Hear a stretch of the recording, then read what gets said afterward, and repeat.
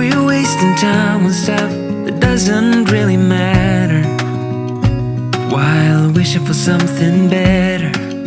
Hey guys, welcome to another highly uneventful but very cold day in Berlin. This is vlog number 33 and we keep on going. As I said, there was not much going on today, but I took the scooter out for a stroll, almost froze my ass off, but it was fun. I went to a place close to the Berlin Dome and took some time lapses. So please watch all the time lapses today because I almost died in the process of doing it. It was really cold. And then the way back on the scooter, so I think I skipped the scooter for a couple of days. So today I was thinking about how important it is, and I mentioned this a few times in this vlog, to really connect to your intuition. And the portal to the intuition is not your mind, because your mind is very limited, is based upon the past experiences. So what we do with the mind is we constantly project the past onto the future. That's why the future looks like the past. And that's why the world is kind of in a mess, because we have been doing this for, I would say, centuries. And we kept on repeating the old patterns, and it seems like there's no way out of it. But there's a way out. It's through the heart, through connecting to your inner voice. And the big question is how to do that.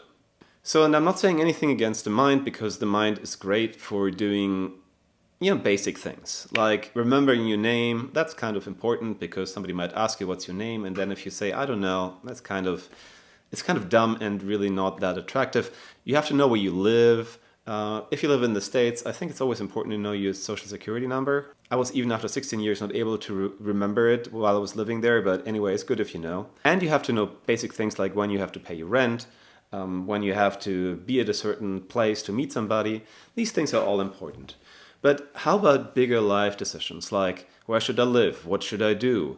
Who should I be in relationship with? That is not such an easy task for your mind, because your mind is only limited to the amount of experiences you had while you were here on planet Earth.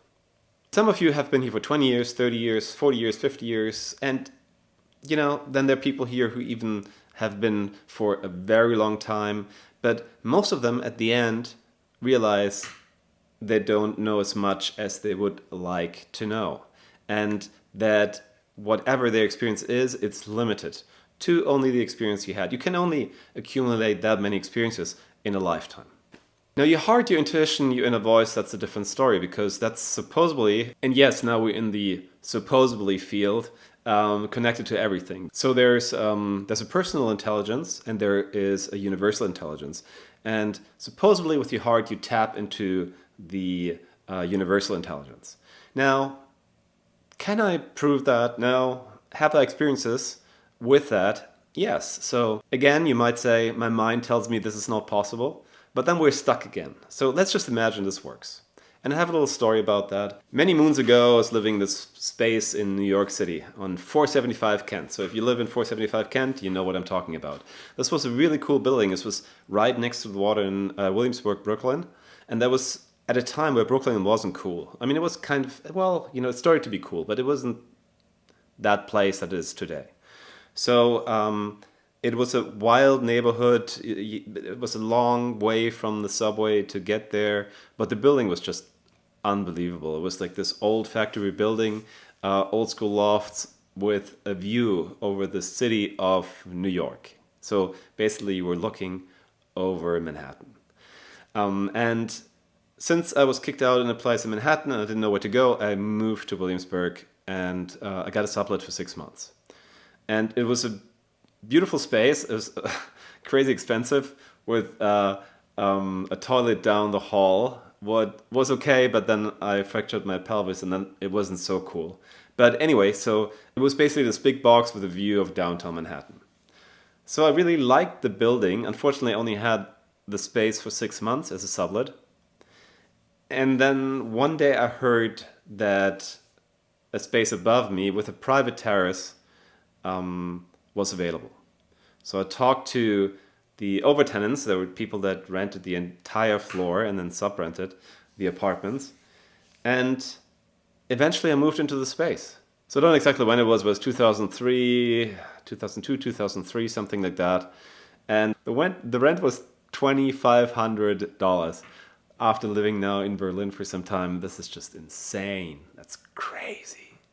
Anyway, but I thought, some pressure is good for me because then I work harder, and I had a little bit of money because my grandfather, who just had died, and had left me some money.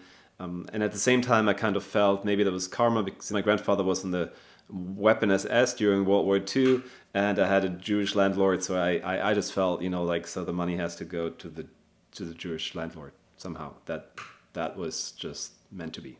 Anyway, so I got the space, and I remember when I signed the lease, and I was asking my inner voice, and my inner voice was like, do it, you'll be fine. And I had a great time there. I moved in. Of course, I painted the entire space, what I shouldn't have done, but I always paint spaces. You just send me into a space and I start painting it. And, after 6 months, it took a long time, like 3 months. This place was spotless. So after 6 months, because on the 2nd of the month, I started shaking, being worried about the next month's rent. And the good news was there during the summer, so I had like my outside patio, and actually I got myself an air mattress, and I was sleeping outside, and waking up in the morning, and then having the view of Manhattan. But after 6 months, that was it. I had no money left, I didn't know where to go. It was really rough, and so I was really upset about my inner voice in a way, because I was thinking, why didn't my inner voice tell me not to do this?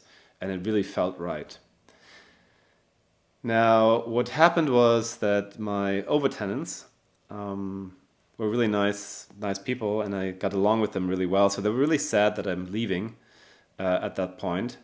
And so Carol, it's a couple, Carol said to me, Carsten, we're so sorry that you leave, but we have this other space, and maybe have a look, because you could stay there for a little while.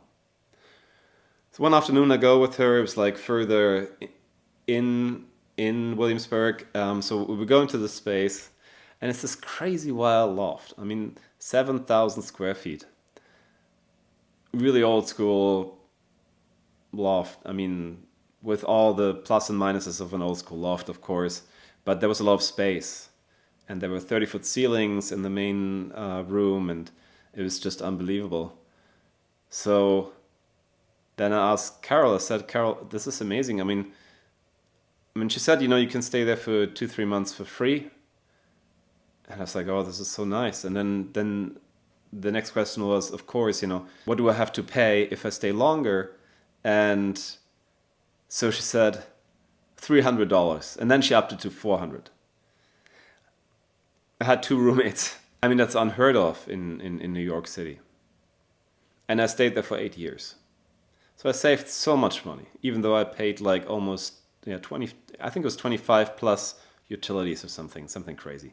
But that's what I'm saying. So sometimes your inner voice might say something different than you expect. And then first it feels like that wasn't the right move, but then in the end, in my experience, when you listen to your inner voice, it's always the right direction. So could my personal intelligence have figured that out? No way.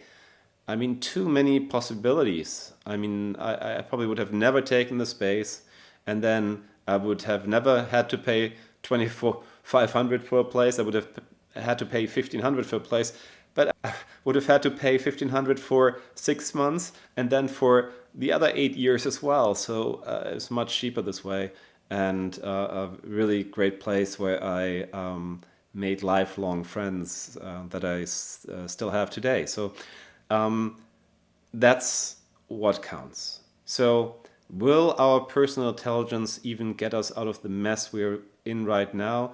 Never.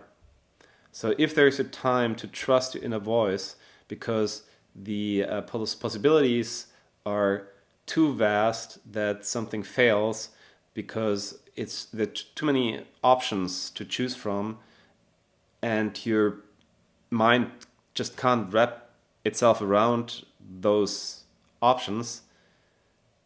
So what choice do we have? We see how people in politics try to figure these things out with their minds, and they don't get anywhere. It's all shots into the dark. I mean, it might hit something, it might not. That's why it's so important when you have bigger decisions to trust your heart. I mean, the small stuff your mind can figure out, you know. I mean, pay for your coffee. Remember a phone number, what you probably don't have to do anymore because it's in the phone as long as you have the phone. Don't sweat the big stuff with your mind. Sweat it with your heart. Because that's where you find the solution. By the way, please watch this video to the end because I did these time lapses. And as I mentioned at the beginning, it was so cold. I'm still cold. It's like 6 hours later. So don't forget the time lapses. Thanks for being here. I'll see you guys tomorrow. Please like and subscribe. I forget to say this all the time.